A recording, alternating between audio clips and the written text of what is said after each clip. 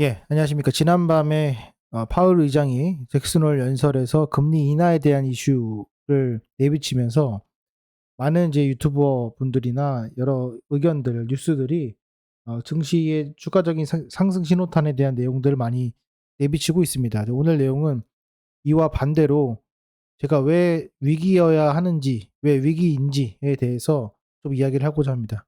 해당 내용은 이제 멤버십 영상으로 진행을 하려고 했으나 워낙 내용이 중요한 거고, 그리고 그래도 같이 공유하는 차원에서 말씀을 좀 드려보고요. 저희는 제가 계속해서 말씀드리지만 현금 비중 최소한 50%까지는 유지한 상태에서 우리가 기다려보자라는 것들 계속해서 말씀드리고 있습니다. 이 전문의 내용을 해석하기보다는 일단 몇 가지 이제 이슈들이 있습니다. 그래서 그 내용 먼저 좀 말씀 좀 드려보도록 하겠습니다. 첫 번째는 미국의 생산자 물가 지수입니다. 그래서 아시겠지만은 제조를 하게 되면은 그 제조에 생산하는 생산자 가장 맨 위에 있죠. 그 물가가 올라가면 결국엔 선행 지표이기 때문에 그 소비자들도 나중에는 그 유통 마진을 어느 정도 내가 가감을 하더라도 올라갈 수밖에 없다라는 그런 선행 지표인데, 보시는 것처럼 원래 이제 예측이 2.5 정도였습니다. 그래서 계속 2점대를 유지를 하고 있었는데 얘가 지금 3.3이 나왔어요. 이게 8월 14일자입니다. 이거를 이슈를 두지 않고 있는데 상당히 쇼킹한 점 중에 하나입니다. 그래서 앞으로도 계속해서 금리 인하에 대한 어떤 그런 압박, 금리 인하 못하는 그런 압박의 데이터 중에 하나입니다. 그런데 제가 이제 요 연설문을 보고 이제 실질적으로 해석하는 내용들을 확인해 보면은 생각보다는 그 파월 의장의 어떤 그 정책에 대한 기조가 좀 바뀌었다. 뭐 약간 음모론적으로는 압박이 있었다라고 드는 게 뭐냐면은, 데이터로 보면은 금리 인하를 하기 매우 어려운 건데 결국에는 지금 고용이 조금 결국엔 두 개입니다. 그래서 물가와 고용 두 개인데 고용 자체가 지금 불안하다. 언제 터질지 모른다. 그렇기 때문에 금리를 낮춰야 된다. 야, 그러면 금리 낮추면은 지금 관세 때문에 지금 올라가는 거 아니냐? 지금 보니까 괜찮다.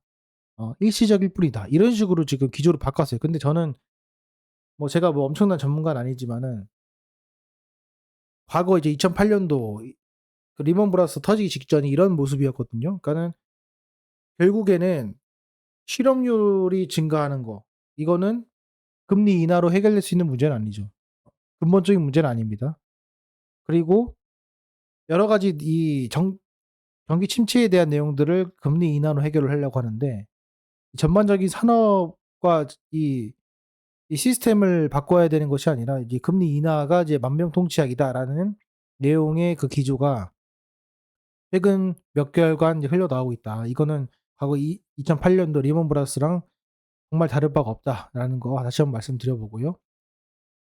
그다음에 제가 또 그다음 제일 중요하게 여기는 게 뭐냐면은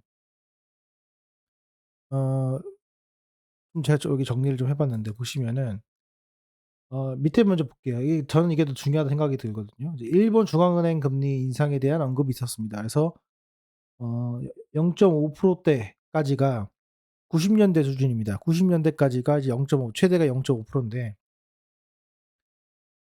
이번에 이제 금리 일본 중앙은행에서 금리를 인상하게 되면은 0.75 뭐 1% 가까이 되겠죠. 그렇게 되면은 최근 30 년간 쌓여 있던 지금 그 뭐 엔화를 빌려서 싼 이자의 엔화를 빌려서 미국이 투자했던 어 자산 규모가 한 1경 됩니다. 1경. 1경이요. 이거 엔캐리 트레이드가 또 한 번 나올 수가 있다라는 거 다시 한번 말씀을 좀 드려보고 싶어요. 자, 그래서 보시면은 어 그 기조 연설이 나온 직후 잠깐 보면요. 여기 보시면은 결국에는 달러 가치가 보세요. 지금 가만히 가만히 이제 엔화 가치가 이제 올라가면은 그것도 엔캐리 트레이드가 생기는데 지금 뭐냐면 달러는 내리고 엔화는 오른단 말이에요. 이런 경우는 없었어요, 과거에. 없었기 때문에 엄청난 쇼킹이 분명히 있을 겁니다. 그래서 지금 보시면 아시겠지만은 예전에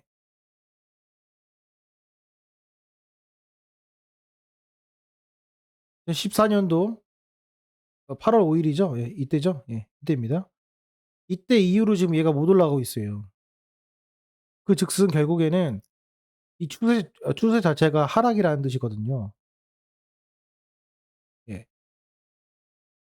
그래서 얘가 지금 만약에 좀 중요하게 포인트를 봐야 되는 거는 엔캐리 트레이드입니다. 뭐 백날 나발이고 뭐고 금리 인하해 봤자요. 이의경 돈 빠져나가면 답이 없습니다. 그렇기 때문에 제가 좀 말씀을 좀 드려 보는 거고요. 그다음에 여기 보시면은 4월 달, 6월 달에 CPI 지수가 있어요. CPI 지수가 있는데 이 CPI 지수가 미미했습니다. 게다가 근원 CPI가 좀 올랐다고 말씀드렸죠. 그런데 이 CPI 지수를 이게 좀 까다 보면은 거기 안에 이 CPI 지수가 여러 가지 물가가 있지만은 주거 물가가 있습니다. 주거 물가 자체가 4월 달 대비 지금 7월 보면은 하락했습니다. 하락했는데 불구하고 올랐다라는 건 결국에 물가가 올랐다라는 거거든요. 주거 물가가 어느 정도까지 떨어진 다음에 유지를 하기 때문에 제가 생각했을 때는 어 CPI 지수가 올라가거나 물가 지수가 조금 올라가는 모습을 보이지 않을까. 그런데 이 연설에 대한 요약을 좀 보게 되면은 뭐 "큰 문제는 없다." 뭐 이런 내용이 있습니다. 그래서 요약을 좀 더 말씀 좀 드려 보도록 하겠습니다. 보시면은 기본적으로 고용 시장, 제가 이거 좀 정리를 해 봤습니다. 보시면은 고용 시장 실업률 4.2%로 역사적으로 낮은 수준이지만 신규 고용 증가는 크게 둔화. 예. 노동 공급과 노동 수요는 모두 줄어든 상황. 결국에는 노동의 수요도 줄고요. 공급도 주는 그런 상황입니다. 그래서 이상한 균형이다. 근데 데이터는 문제 없어요. 데이터는 문제 없는데 이게 경제 성장이 상반기 GDP 좀 보여드리겠습니다. 2025년 상반기 GDP 성장률이 1.2에서 작년 2.5예요. 절반입니다. 둔화됐다. 그래서 결론은 뭡니까 이거? 금리 인하할 거다. 이런 내용이에요.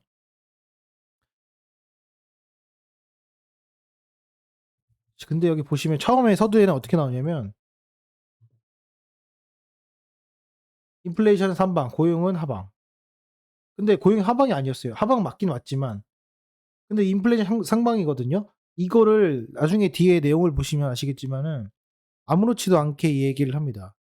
아무렇지 않게는 좀 그렇지만 쪼금 뭐 일시적일 뿐이다. 뭐 이런 내용이 있어요. 그다음에 이제 주요 변화가 있습니다. 이걸 꼭 보시길 바라겠습니다. 자, 여기 보시면 주요 변화입니다. 평균 물가 목표제. 과거에 이제 2020 년도에 팬데믹 이후에 2%대가 많은 건 맞지만은 2% 대체 오케이라는 거죠. 괜찮다. 근데 그거 없어졌습니다. 그래서 인플레 타겟팅은 이제 2%를 타겟으로 하는 것이 아니라 여기 보시는 것처럼 다 유연하게 했다. 즉 무슨 말이냐. 금리가 만약에 튀게 되면은 금리래. 어 물가가 튀게 되면은 바로 잡겠다. 바로바로 잡겠다. 이런 메시지를 준 겁니다. 이게 하나의 어떤 어 제가 봤을 때는 파월 의장의 어떤 의지가 아닌가 이런 생각을 좀 해 보고 그리고 여기 보면은 실업률도 바로바로 잡겠다. 이것도 금리로 하겠다라는 겁니다. 그리고 예전엔 저금리 시대를 전제로 했지만 지금은 중금리 수준이 과거보다 높을 수 있다고 판단. 결국에는 금리를 인하하더라도 제한적으로 하겠다라는 것을 또 의미합니다. 이렇게 생각하시면 될 것 같습니다. 어?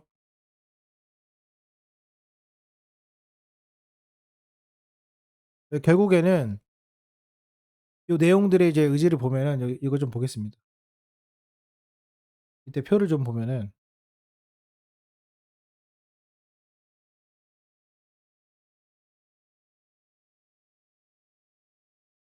실업률입니다. 실업률이 지금 보시면 2024 년도부터 유지가 되죠. 예. 실업률입니다. 실업률은 유지가 됩니다. 하지만은 고용 증가는 둔화된다. 이거 미리 잡자. 실업률은 뭐 오케이인데 신규 채용, 그쵸. 고용 증가 자체는 둔화가 됐다라는 걸 말합니다.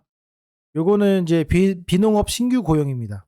농업자가 아닌 사람들이 신규 고용 보시면 급감했죠. 그래서 지금 보면은 어 2022년도 대비 급감하는 모습을 지금 볼 수가 있습니다. 그래서 고용 속도가 급감하고 있다. 그래서 이런 것들이 금리 인하를 한 어떤 경기 침체 신호를 될 수 있다라는 건데, 우리가 잘 생각해 보면은 경기가 침체된다는 것은, 예를 들어서 애플이나 테슬라가 고용을 안 해요. 그럼 뭐예요? 걔네들의 실적이 좋지 않을 거라는 걸 의미하는 거잖아요. 왜냐면 미리 뽑는 거니까. 앞으로 좋아지려고 하고 있으니까 미래의 그런 어떤 상승률이 좋다고 생각이 드니까 미리 고용을 해서 그 고용한 사람을 토대로 실적을 뽑아내려고 하는 건 선행 지표란 말이에요. 근데 지금 보면 떨어졌어요. 그러면은 실업률은 없어요. 자르진 않았지만은 그 정도까지는 아니지만 새로 고용은 안 한다. 라는 거니까 경기 침체의 신호입니다. 근데 이게 명확해요. 그런데 이게 금리 인하가 됐을 때 우리가 좋아해야 되냐 이거죠. 이런 지표로 인해서 금리 인하가 되는 게 좋아하면 안 되는 거거든요. 예를 들어서 다 좋아요. 예를 들어서 뭐 신규 채용도 늘어나고 있고요. 실업률 없습니다. 근데 CPI 지수가 물가가 떨어져요. 그러면 당연히 금리를 인하시키면서 더 부흥을 시키는 게 맞죠. 그런 사례면 모르겠는데 대부분 90% 이상의 금리 인하의 포인트는 경기 침체의 신호로 인한 금리 인하란 말이에요. 이것도 마찬가지. 그러면은 우리가 좋게 해석할 수 있냐? 노다. 플러스 지금 일본의 금리를 올린단 말이에요. 그러면은 두 개의 차이가 더 벌어지면서 엔캐리 트레이드 청산에 대한 이슈가 분명히 존재할 것이다라는 거 말씀 좀 드려보고 싶습니다. 제 중간적인 제 경향을 좀 말씀드려 보면은 금리 인하돼 가지고 급등하잖아요. 그때가 저는 가장 이제 매도하기 좋은 시점이 아닌가. 제가 예전부터도 말씀 좀 드려봅니다. 그래서 금리 인하가 됐을 때 주가가 급등을 한다. 그러면은 결국에는 돈을 풀었을 때 이제 올라가는 거기 때문에 어떻게 보면 자산 가치가 이제 뻥튀기가 되는 거고요. 그다음 이제 포인트는 뭐냐면은 금리가 인하됐음에도 불구하고 주가가 안 올라가는 상황이 있어요. 그러면 더 이상 이제 버블이 터지기 일보 직전이라는 거죠. 그렇게 보시면 될 것 같습니다. 내려보겠습니다. 그림 3 입니다. 여기 보시면은 실질 GDP 성장률입니다. 그래서 보시면은 1.2%입니다. 1.2% 고요. 작년 대비 봤을 때 작년 2.5% 정도 수준이었고요. 좀 빠졌다. 이렇게 보시면 될 것 같습니다. 요거는 이제 근원PC 인플레이션 구성입니다. 결국에는 어 관세발 물가 상승이 본격적으로 반영이 된다라는 겁니다. 그래서 여기 보면은 관세에 대한 이슈가 이제 된다. 이거 왜 그러냐면은 제가 아까도 설명드렸지만은 4월, 5월, 6월 때 이제 관세 이슈로 인해서 미리 이제 재고를 당겼고 그걸로 인해서 미미한 모습을 보이다가 이제 올리고 있다라는 겁니다. 그죠? 그리고 여기 보시면은 4 번에 여러 가지 있겠지만은 여기 써 있죠. 그래서 어 국어 제외한 서비스는 여전히 높다라는 거고요. 그리고 인플레이션이 잡혔다라고 보기 어렵다라는 내용입니다. 중간중간에 뭐 그래도 금리를 낮추면 안 되는 이유들도 몇 가지 설명을 합니다. 보시면 2021년도 요때 보시면은 이 내용은 이제 뭐 포인트는 뭐냐면은 이때 이제 금리 있죠. 기본적인 금리. 이게 우리가 생각한 것보다는 너무나도 빠르게 인플레이션이 됐다라는 내용이에요. 그래서 그것 때문에 강력한 긴축을 단행을 한 거다. 그런 내용이거든요. 그러니까는 무시하지 마라. 이 데이터에 대해서 크게 무시하지 마라라는 기조인 것 같고 6 번을 보시게 되면은 이거는 이제 뭘 얘기하냐면은 장기 기준금리 전망입니다. 그러면은 이제 과거의 기준금리 전망을 보게 되면은 2010 년대보다 높게 유지될 가능성이 있다. 이런 것들을 이제 의미를 하고 있어요. 그래서 지금 생산성, 재정 정책, 인구 구조 변화 이런 것들로 단기적으로 금리가 2010 년대 때보다 어 높게 유지될 가능성이 있다라는 거고요. 이제 예전에 이제 저금리 시대에 어 그때의 재현을 기대하기는 상당히 어렵다라는 내용을 하고 있습니다. 결론적으로 말씀을 드려 보면은 이 내용에서 우리가 알 수 있는 것들은 뭐 여러 가지가 있습니다. 여러 가지 있는데 어 금리를 인하하더라도 상당히 제한적으로 할 것이고, 만약에 그 금리 인하가 잘못됐다 생각하면 바로바로 올릴 것이고, 이런 내용을 하고 있어요. 그러니까 이 잭슨 홀 연설에서의 포인트는 9월 달에 금리 인하할 것이다라는 포인트보다는 여러 가지 말씀드렸죠. 그러니까 그랬을 때 우리는 기본적인 인플레이션의 2%대의 정책을 어 없애겠다. 없애고 우리가 즉각적으로 반응을 하겠다. 다만 지금 금리를 내리는 거는 결국에는 실업률은 유지가 되지만 신규 고용에서 조금 문제가 있고, GDP 성장에 대한 문제가 있고, 이런 것들 때문에 내리긴 하나 그게 계속해서 내릴 거라고 너는 생각하지 말아라. 저는 이렇게 해석을 했습니다, 이 내용 자체가. 그래서 이렇게 판단하시면 될 것 같고, 결론적으로 보면은 여기 또 있는데 TJ 잔고를 메꿔야 되는데, 이게 지금 보시면은 어 1초 달러를 막기 위해서 통화량을 줄이거든요. 그렇게 되면은 인제 조정이 반드시 필요합니다. 주가 조정이. 주가 조정이 되면서 그게 이익 실현되면서 그게 단기채로 소화된다. 이거가 하나 있고요. PPI 말씀을 드렸고, 요거 하나 더 추가적으로 말씀드리면은 그 M2 통화량 대비 이제 증시의 그 시가총액 수준을 보게 되면 2.8 입니다. 이게 증시 2001 년도 닷컴 버블 때의 수준이라고 보시면 될 것 같습니다.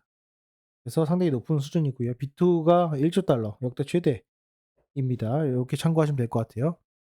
그래서 종합적인 내용 보면은 결론입니다. 금리가 금리 하락했어요. 그러면은 우리에게 기다리는 거는